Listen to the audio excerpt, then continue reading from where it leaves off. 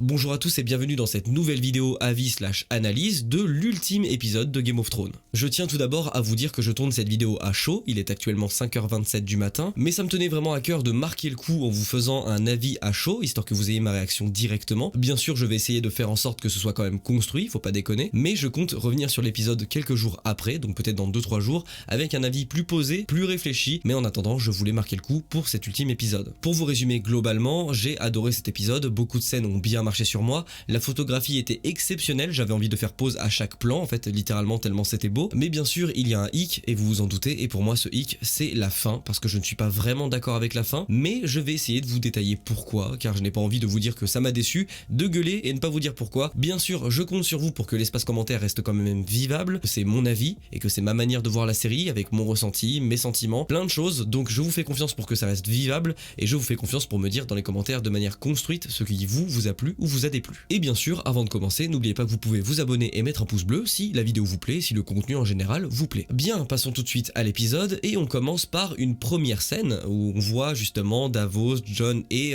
Tyrion en train de naviguer en fait dans tout le massacre qui a été laissé par Daenerys. Ça nous fait encore plus prendre conscience de l'ampleur de tout ce qu'il y a autour d'eux. Encore une fois, je le redis, je le sais, mais la photographie, les cendres par terre, etc., je trouve ça extraordinaire. On commence du coup forcément cet épisode très peu de temps après la bataille, j'imagine, parce qu'il y a encore les flammes, il y a encore tout ça, donc c'est pas très longtemps après, et assez vite, Tyrion décide de partir de son côté. Forcément, on s'en doute, il est parti chercher Jaime et Cersei, il est parti voir s'ils ont réussi à s'échapper, et là, on a eu le droit à la scène qui a le mieux marché sur moi, à cette scène que j'ai trouvée terriblement émouvante. C'est le moment où Tyrion retrouve Cersei et Jaime ensevelis sous les pierres. Personnellement, ça a super bien fonctionné. J'ai eu un peu peur qu'il montre ça de manière un peu brute, dans le sens où Tyrion marche et tombe sur les cadavres, et au final, on sent bien qu'il cherche. Bon, après, on se dit, il y a les briques à déplacer, il y a pas beaucoup de briques non plus sur eux. J'étais très triste pour Tyrion. L'acteur est incroyable, Peter Dinklage, encore une fois, mon acteur préféré, mon personnage préféré. On passe du côté de Jon et Davos, et on a le droit à la première altercation entre Vergris et Jon, parce que justement, Vergris s'apprête à tuer des soldats Lannister qui pourtant se sont rendus, qui sont prisonniers, mais il le fait sur ordre des Daenerys. Lui, ça le dérange pas trop, on a bien vu que Vergris, il en avait plus rien à foutre, mais Jon, lui, ça lui plaît pas, donc il décide de lui demander d'arrêter.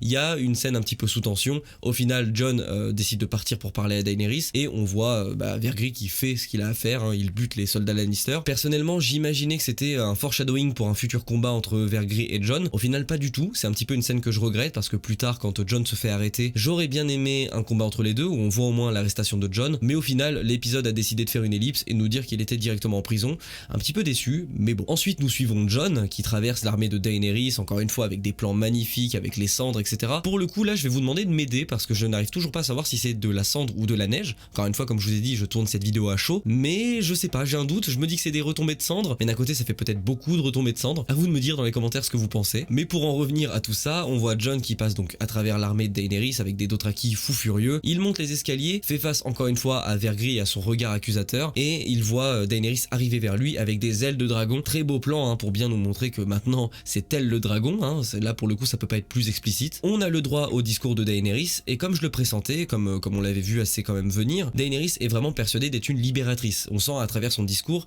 qu'elle est persuadée de faire du bien au royaume et d'être la solution au royaume, et justement qu'elle va même casser la roue en étant cette fameuse solution au royaume. Et d'ailleurs je trouve que sa folie est encore plus montrée avec les plans de elle avec une espèce d'exaltation. On la voit vraiment exaltée à l'intérieur, on voit un petit peu qu'elle sourit, qu'elle a les yeux gorgés de sang, enfin vraiment c'est terrible. Et il y a des plans sur les Dothraki, et en fait les Dothraki qui sont du coup en pleine effervescence aussi, et bien c'est entrecoupé de plans de Daenerys, et j'ai trouvé que ça faisait vraiment signe que Daenerys avait pété un câble et que maintenant c'était terminé, qu'elle était insauvable. Personnellement je l'ai interprété comme ça. Et juste après, Tyrion vient voir Daenerys, décide de démissionner, de jeter son insigne de la main, parce que vu ce qu'elle a fait, Tyrion ne pourra jamais lui pardonner. Et là, voilà, comme on le pressentait aussi, Tyrion se fait arrêter pour avoir libéré Jaime. L'inverse nous aurait étonné, on se doute bien que Daenerys a appris très rapidement que Tyrion avait libéré son frère. Et du coup, sous le regard de Jon, Tyrion se fait embarquer, et juste après, Arya rejoint Jon à une vitesse de l'éclair incroyable. Vraiment, bon, je sais qu'elle a eu le temps de monter sûrement, mais sur le coup, ça m'a paru extrêmement rapide. Je me suis dit, elle court super vite, Arya, c'est incroyable. Arya vient déjà commencer à planter les graines du doute chez Jon, Bon, il en avait déjà pas mal vu l'épisode précédent, mais là elle vient encore plus lui dire que lui aussi est en danger vu qu'il représente un véritable obstacle pour Daenerys vu ses origines. Et Arya vient déjà commencer à planter cette fameuse graine du doute chez Jon. Encore une fois, même si elle était déjà bien présente, là le fait que ce soit Arya qui lui dise, ça le fait quand même déjà bien réfléchir. On passe ensuite à une scène qui a été très importante dans l'épisode, la fameuse discussion entre Tyrion et Jon. Tyrion, dans un monologue extraordinaire, arrive quand même à faire douter Jon. D'ailleurs D'ailleurs, petit big up au dialogue de Tyrion, j'ai beaucoup aimé les dialogues de Tyrion, je les ai trouvés très pertinents, surtout justement dans cette fameuse discussion entre lui et Jon, où il essaie de pousser Jon justement à l'assassiner, même si c'est terrible, même s'il y a beaucoup d'aveux et beaucoup d'autres choses, mais malheureusement Jon décide d'être buté jusqu'au bout et refuse, voilà, il dit que c'est sa reine, que maintenant c'est son choix, etc., etc. Sauf que Tyrion trouve la corde sensible en parlant de sa famille, en disant comme quoi forcément Daenerys, comme elle l'a dit lors de son discours, ne va pas laisser le Nord tranquille,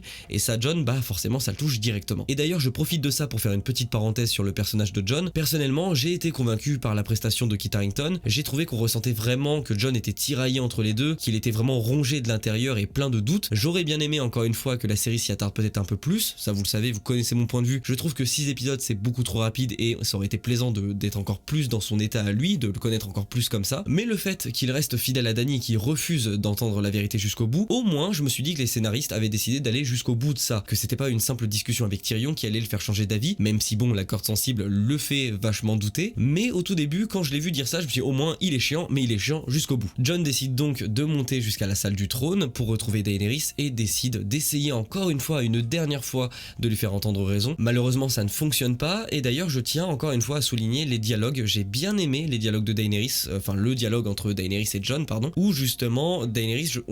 j'ai l'impression qu'on ressent vraiment pour la première fois à quel point elle est persuadée d'être ce qu'elle est, à quel point c'est bien de faire ce qu'elle fait, et que justement elle est tellement amoureuse qu'elle veut encore une fois pousser Jon vers elle. J'ai trouvé ça convaincant, mais sauf que forcément vous en doutez bien, Jon ne peut pas laisser passer ça, et dans un dernier baiser où enfin il se lâche, où il livre son amour, il décide de tuer Daenerys d'un seul coup, une dague en plein cœur. Et là forcément deux camps vont s'opposer, les gens qui trouvent que la mort de Daenerys est beaucoup trop rapide, et les gens qui, un peu comme moi, se sont fait à l'idée que de toute façon la série était assez rushée. Personnellement j'ai conscience que c'est sûrement trop rapide, je le sais, mais à force de voir la série rusher certaines choses, même si là c'est un personnage principal, et bien je m'y suis fait, je me suis dit que de toute façon il fallait qu'elle meure. J'ai trouvé la scène de mort très jolie, surtout ensuite avec Drogon qui déboule, qui défonce le trône, qui le fait fondre littéralement comme un vrai symbole, ça aussi ça m'a fait très plaisir, et ensuite il s'en va avec le corps de Daenerys, on ne sait où, on ne sait toujours pas où, même à la fin de l'épisode. Bref, tout ça pour dire que moi la scène a bien fonctionné, j'ai trouvé les dialogues très bons, j'ai trouvé l'ambiance, la photographie très bonne aussi, les acteurs très convaincants, mais j'ai conscience que c'est sûrement un petit peu rushé pour certaines personnes, mais enfin voilà. Arrive donc l'ellipse de l'épisode, la fameuse ellipse où on voit les Immaculés venir chercher Tyrion, et on devine l'ellipse avec la grosse barbe que porte Tyrion d'un seul coup. Tyrion se retrouve donc au fameux conseil avec Robin Arryn, Edmure Tully, Yara Greyjoy, les personnages qu'on n'a jamais vus et qui n'ont quasiment jamais eu d'importance, mais là pour le coup c'est un conseil où tout le monde est venu, il y a Sansa, il y a Bran, il fallait réunir un petit peu tout le monde, et Tyrion, malgré le fait que sa situation soit très mal barrée, il arrive à s'en sortir avec une pirouette, justement il dit comme quoi il n'y a pas de roi, et donc en élisant un roi, il pourrait s'en sortir, il en a bien conscience, et on a le droit à la fameuse délibération pour trouver le nouveau roi. Je vais très vite passer sur Edmure Tully et Sam qui se font recaler, qui se font moquer, etc. On va très vite passer là-dessus, et on arrive à la fameuse tirade de Tyrion qui encense littéralement Bran, qui arrive à trouver de très bons arguments, et mon problème à moi, enfin mon ressenti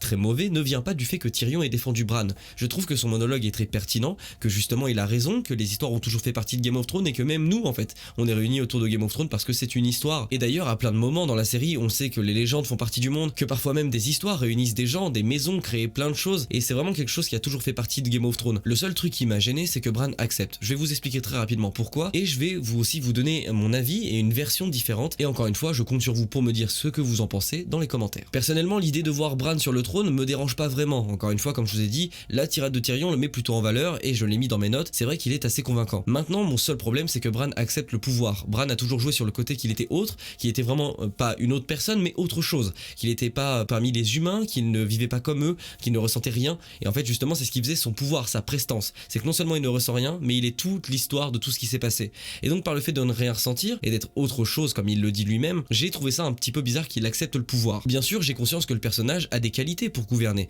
mais j'aurais préféré que ça se passe autrement, pas un Bran qui sort une phrase en disant à ton avis qu'est-ce que je fais ici, à ton avis pourquoi j'ai fait tout ce chemin. Pour moi cette phrase elle a un double sens, alors soit on peut la prendre dans le sens juste du trajet qu'il a fait, c'est-à-dire qu'il est venu de Winterfell à Port-Réal et qu'en soi il a rien à faire là, et donc s'il a fait le chemin c'est pour quelque chose, ou est-ce que c'est un chemin plus spirituel, on parle vraiment de son intrigue, et là ça remet beaucoup de choses en question. Car si Bran fait référence à toute son intrigue, à tout ce qu'il a vécu, là la question se pose vraiment de est-ce que Bran a tout manigancé, et si Bran a tout manigancé pour terminer sur le trône parce qu'il savait que c'était la personne qui devait être sur le trône, ça cause énormément de problèmes. Bran normalement n'a aucun intérêt politique, n'a aucun intérêt à gérer des pions, et donc pourquoi est-ce qu'il aurait fait ça? Même si la finalité est la même, la Corneille à 3 yeux n'a jamais été destinée à gouverner. Est-ce que ça veut dire que Bran a quand même un côté humain et donc il le sait et il veut profiter de ses pouvoirs pour monter sur le trône? Je n'en sais rien, mais si vraiment on parle de ce côté côté-là, si vraiment sa phrase fait référence à toute son intrigue, je ne suis vraiment pas d'accord sur le fait que Bran accepte et dise ça pour être sur le trône. Maintenant, encore une fois, s'il fait référence juste au chemin de Winterfell jusqu'à Port-Réal, un petit peu en mode humour, ironie pour Tyrion, là, à la rigueur, ça adoucit déjà pas mal la chose, même si je ne suis toujours pas d'accord avec Bran sur le trône. Pour le coup, ça passe déjà un petit peu mieux. Maintenant, je vais vous proposer ma version, très rapide bien sûr, parce que je ne veux pas que la vidéo dure très longtemps, mais je vais vous proposer un scénario que moi personnellement j'aurais préféré. Bien sûr, ça n'engage que moi, je ne dis pas que les scénaristes ont fait de la merde, que la série aurait dû faire ça, juste c'est moi personnellement ce que j'aurais aimé voir, et je vous laisse me dire ce que vous en pensez. J'aurais aimé que Edmure Tully prenne la même tollée qu'il a pris et qu'il se fasse très vite remballer, mais j'aurais aimé que la tirade de Tyrion arrive à ce moment-là,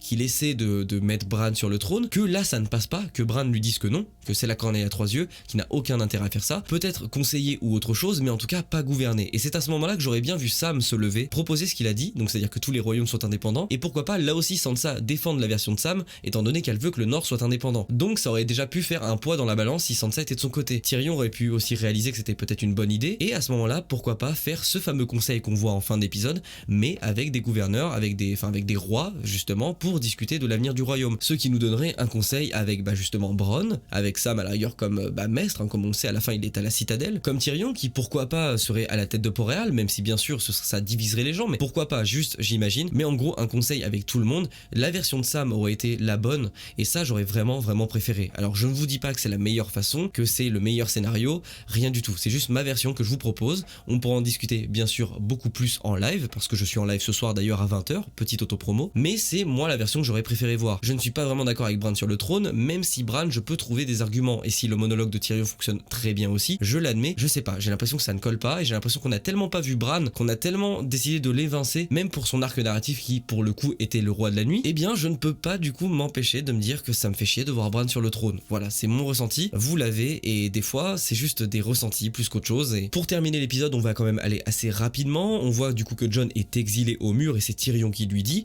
donc une fameuse boucle hein, pour Jon qui retourne au mur. Les au revoir avec la famille Stark sont quand même très sympas, ils sont très touchants, ça fonctionne très bien. On apprend aussi que du coup Arya va partir, ça on l'imagine depuis le début, hein, qu'elle souhaitait explorer, on voyait pas d'autre fin pour Arya. On a aussi une scène où on voit Brienne écrire les hauts faits de Jaime, j'ai trouvé ça très touchant, encore une fois l'actrice est très forte, on ressent toute la passion, enfin toute la tristesse qu'elle a quand elle écrit ça, et c'est vrai que pour le coup la scène marche très bien. On assiste au premier conseil avec justement Tyrion, Bronn aussi qui est présent, Sam, on assiste à ce premier conseil, c'est une scène qui est quand même assez légère, et après on a le droit au fameux plan de fin. On voit Jon arriver au mur attendu par Tormund, aussi on le voit partir dans le nord avec Tormund, on le voit partir du coup beaucoup plus loin, donc avec les sauvageons, et d'ailleurs je suis enfin content parce qu'on a eu notre câlin avec Ghost, je suis très content, voilà je viens juste de m'en rappeler, donc je voulais juste le dire dans la vidéo, je suis très content qu'il ait enfin fait un câlin à Ghost, ça me fait vraiment plaisir. Donc Jon s'en va, et après on a le droit à un mix de plans, on voit Sansa en train de marcher, Arya en train de marcher, Jon aussi, il y a un parallèle fait entre les Stark, la série se termine avec les Stark, avec le couronnement